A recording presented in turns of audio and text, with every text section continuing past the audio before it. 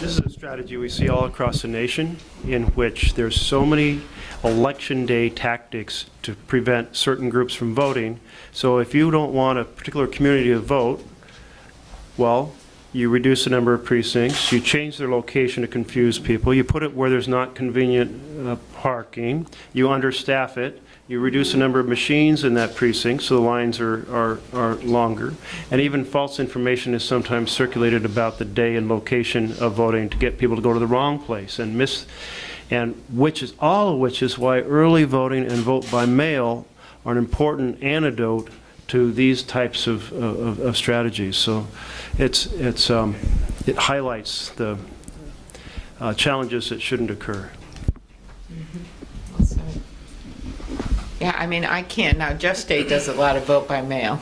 Our state didn't do as much before this time. We were kind of in the normal thing for the percentages.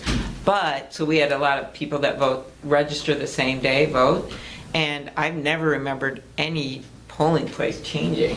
Because I'd vote in the primary, we don't have runoffs, right? Mm-hmm. But I'd vote in the primary and then I'd vote in the general. And I'd vote in the same place, resulting in the highest voter turnout in the country, by the way, out of our state, but that's the last time I'll say that.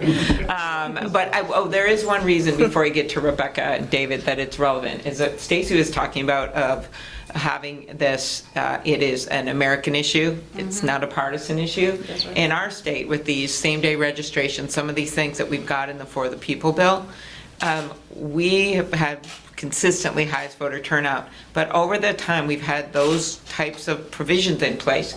We've elected, honestly, Democratic governors, Republican governors, and Jesse Ventura, to make very clear. And so it just meant that a whole lot of people voted, and maybe your candidate didn't win, but you felt like you were part of the franchise. Right. You were part of the democracy. You weren't getting shut out. So, you know, I have people come up and say, I didn't vote for you, but you know, you're doing okay, or something like that. But at least they feel like they can come up to me because everyone's voting around them. That's right. And I just think it makes a big difference about how people feel about our country and our democracy in a really divided time, even if your candidate doesn't win.